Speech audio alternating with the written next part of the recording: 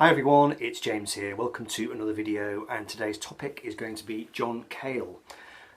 One of the founding members of the Velvet Underground, went on to have a very long and varied solo career, and going to show you the records that I have in my collection.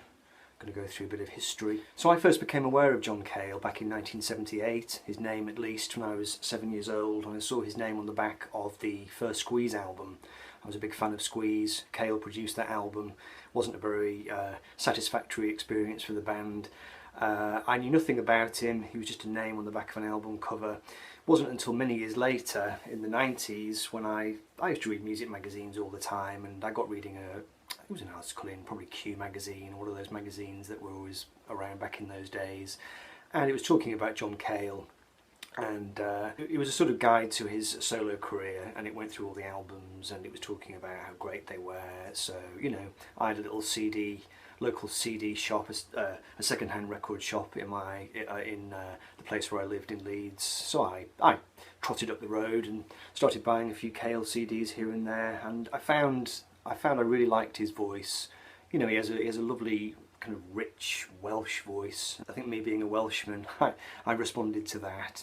His music is, it kind of runs the whole gamut really. It can be very lyrical, it can be very abrasive, and all points in between. He's a good songwriter, he's lyrically interesting, melodically very sophisticated. You know, he was a trained musician, and you know, his songs are a cut above, you know, the average rock pop song. Cale clearly has a compositional genius, really, I think, and he was able to bring this vast array of knowledge and experience into the realm of pop rock. And I don't know, I just responded to it immediately. I found his musical identity was something that I could relate to. I found him a very comforting artist, and he's still one of my most kind of go-to people. You know, if I want to feel happy or sad, in fact, you know, he's got a wonderful way of evoking emotions. I remember when my second son was born, I was pushing him around the streets a lot, listening to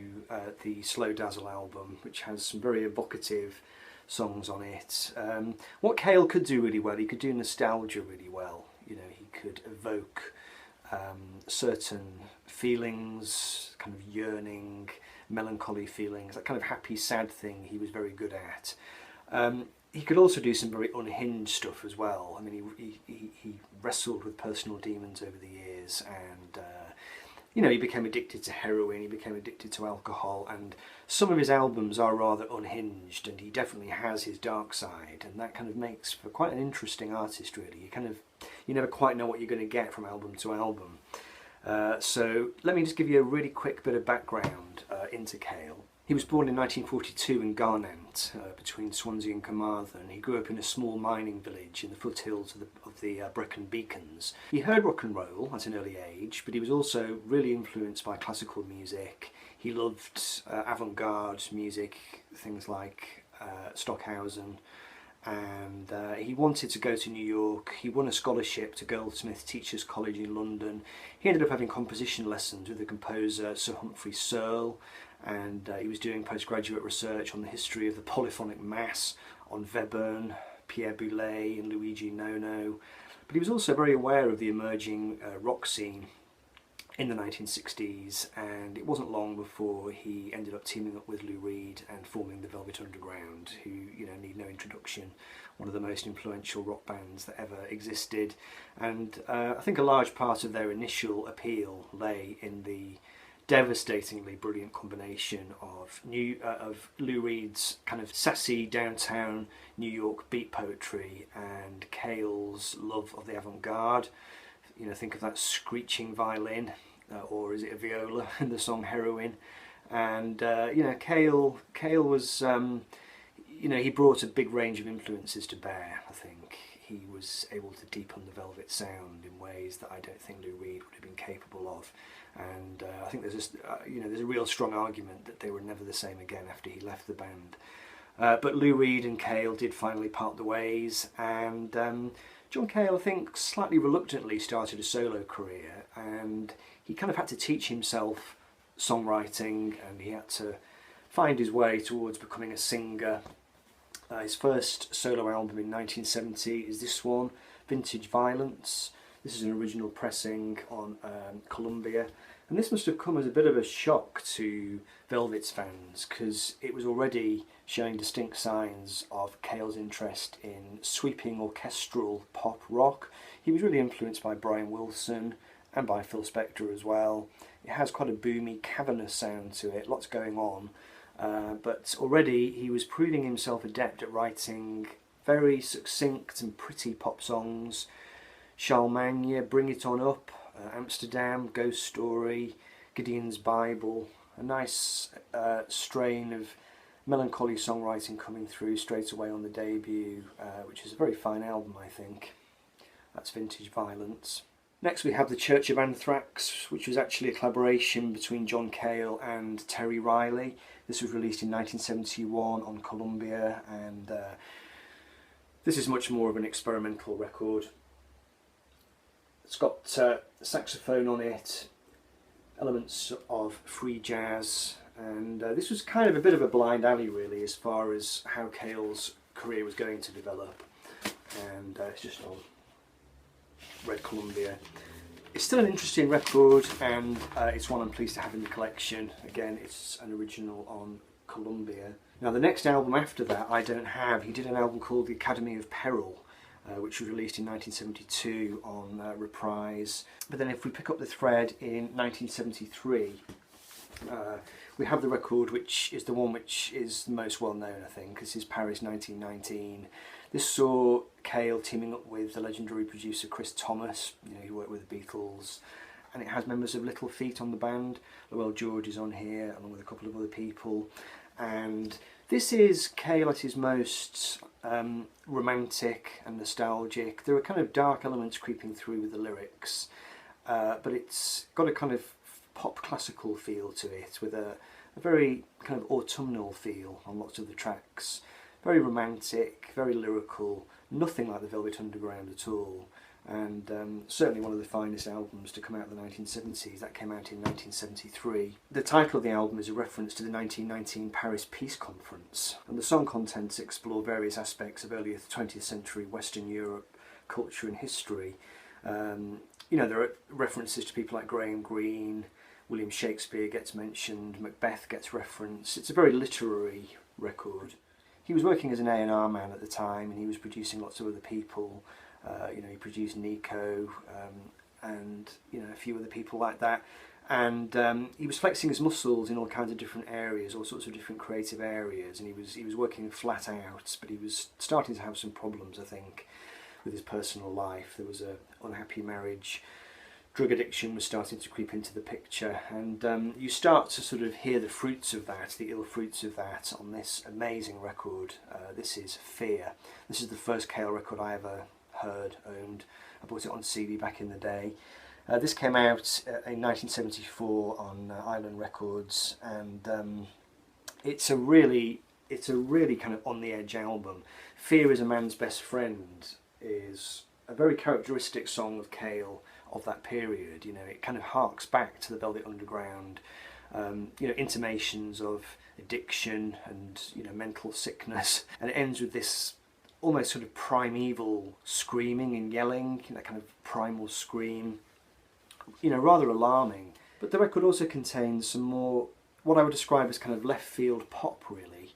Barracuda, Emily, Ship of Fools. There's a really good rock song on here, Gun, The Man Who Couldn't Afford to Orgy. It's a really good,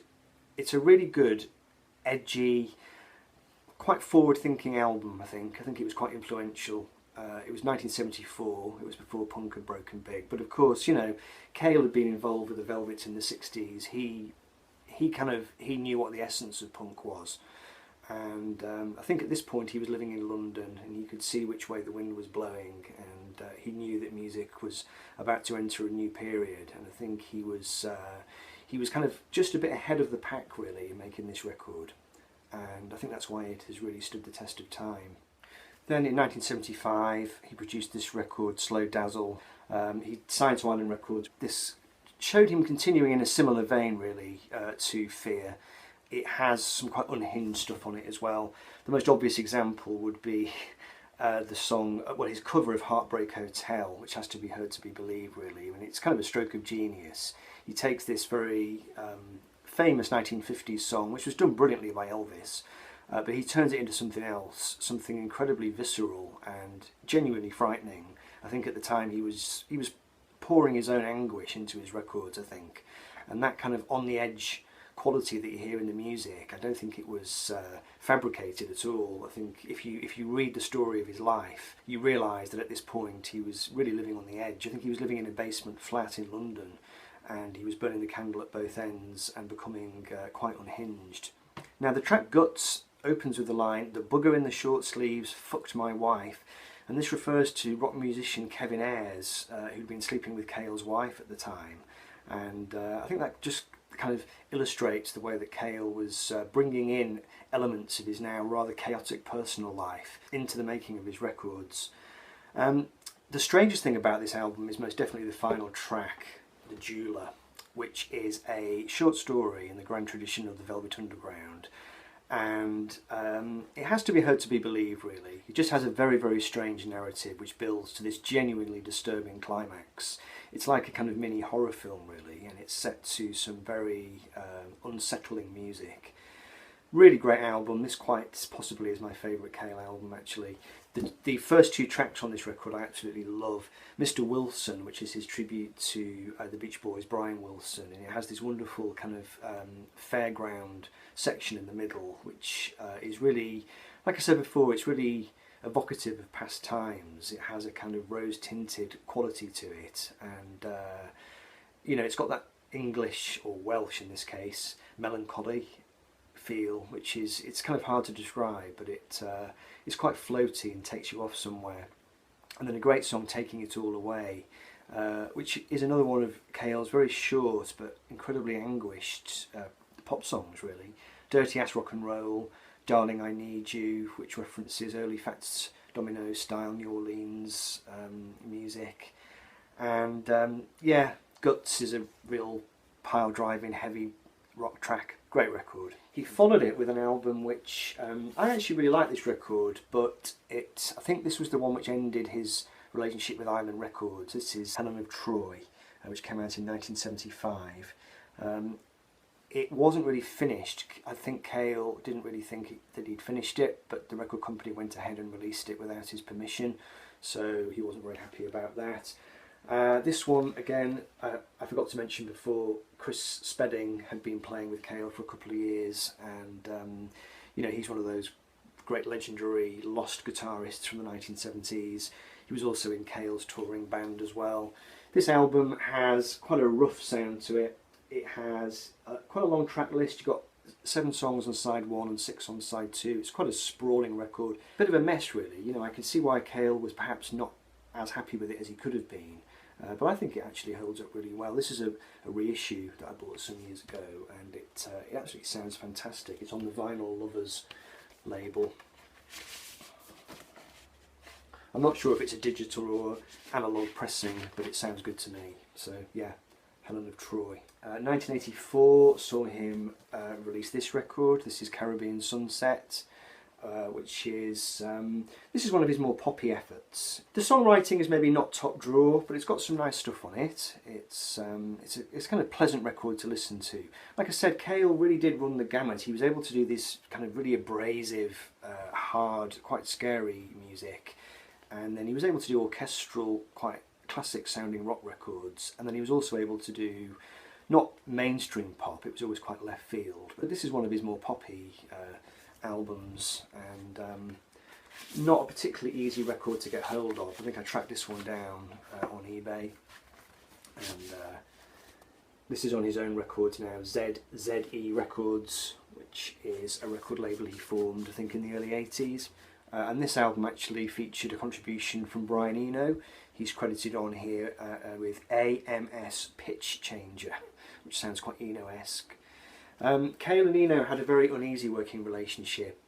They went on to work together on a Brian Eno solo album, and they fell out really badly. And the story is, in Cale's biography, apparently Eno physically attacked Cale with some kind of weapon or projectile, I can't quite remember the full story. But yeah, they were two big fish in a small pond, I think. But anyway, they came together on that record for Cale. That's Caribbean Sunset. Then we have Cale's 11th solo album from 1985. This is Artificial Intelligence, and this is quite an electronic, new wave sounding left field pop album. It was recorded with the band that Nico had at the time. Cale had just finished recording with Nico, and he used her band. I do like the cover art on this record. It's probably my favourite Cale cover. It's just absolutely beautiful.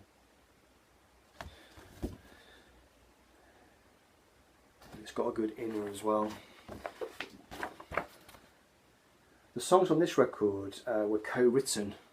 They're credited to Cale and Sloman, and also Cale, Sloman and Young.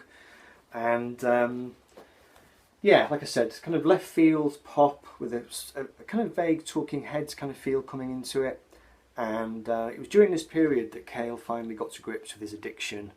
His daughter was born around about this time, and I think he decided to try and clean himself up and start a new life. And I think he was able to do that successfully from this point on. Okay, next in 1989 we have the album Words for the Dying, which was a beautiful album. It contains some orchestral material. This was, I think it was partly a response to the Falklands War, and it's one of Cale's more, I suppose, more highbrow records. Yeah, it contains a track called the Falklands Suite, which is performed by the Orchestra of Symphonic and Popular Music of Gostola Radio. And yeah, he worked with some Russian musicians on this record. Very fine album. Again, it's not a particularly easy record to get hold of. I think I found that one on eBay. So yeah, that's Words for the Dying. And then, just to finish, we're going to move on to some CDs. This is one of my favourite Cale albums. This is Walking on Locusts, which came out in 1996. It's his 13th album. And he worked with various guest musicians on this record, including David Byrne and Mo Tucker. This has some absolutely gorgeous stuff on it. There's a song on here, which is possibly my favourite Cale song. It's called Secret Corrida, and it just has the most wonderful melody. Absolutely, it conjures up sleepy Spanish villages, in the Mediterranean. It's got a very sultry but very happy, sad quality to it. Like I said, it really shows Cale at his best. I think he was able to harness some really strong melodic ideas, and the performances are really nice on this record. You can sort of hear that he's cleaned himself up. All the primal screaming and the shouting and the stomping, you sort of get the sense that he's burnt himself out on that score.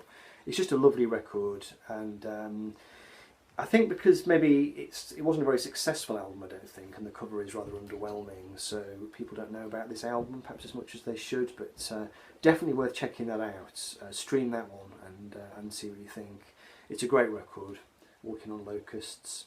Then the last two I have for you, this one is Homo Sapiens. This came out in 2003. This saw him working with Nick Franklin from Lemon Jelly, and Brian Eno worked on this album as well. It met with a lot of critical acclaim. I don't think this is as good as Walking on Locusts. It's kind of, I think at this point Cale really started to work a lot with modern technology. I think he was very, very taken with 90s technology and using loops, and the stuff he did from this point on, I personally don't find it as vibey or as it's just not as exciting, I don't think. I think Cale's best work is often done with a live band in the studio. I think he came from that old school of producer who was able to mic up instruments really well and get a good sound in the studio, and he just made some classic albums from the 1970s moving into the 80s, and I think his 90s work possibly will date more quickly because it's more based around the technology. But there are still some good songs on here, and it's still definitely a record worth checking out. So that's Homo Sapiens. And the final one that I've got for you today is Shifty Adventures in Nookie Wood, which came out in 2012. And much like the previous record, this one sees him venturing further into technological areas, using loops and samples. So that's all the records and CDs I've got to show you. That's the collection, essentially. There's this book as well. This was his autobiography, which he released in conjunction with Victor Bockris, which is This is quite good in places. It's quite pretentious. There's quite a few passages which leave me cold, really. It's a mixture of text and photographs and collage, actually. It has some quite good graphic design elements in it. It tells his story, you know, all the way from his boyhood days in South Wales, moving through to the Velvets era, and then on into the solo years. Actually, one thing that I have forgotten to mention is Cale's 1970s live gigs were absolutely notorious because he'd become so unhinged. You know, he used to wear a black mask on stage. He decapitated a chicken, I think, and threw it into the audience. He was, you know, he was definitely toying with his demons. I think what's good about Cale is that he is the consummate artist.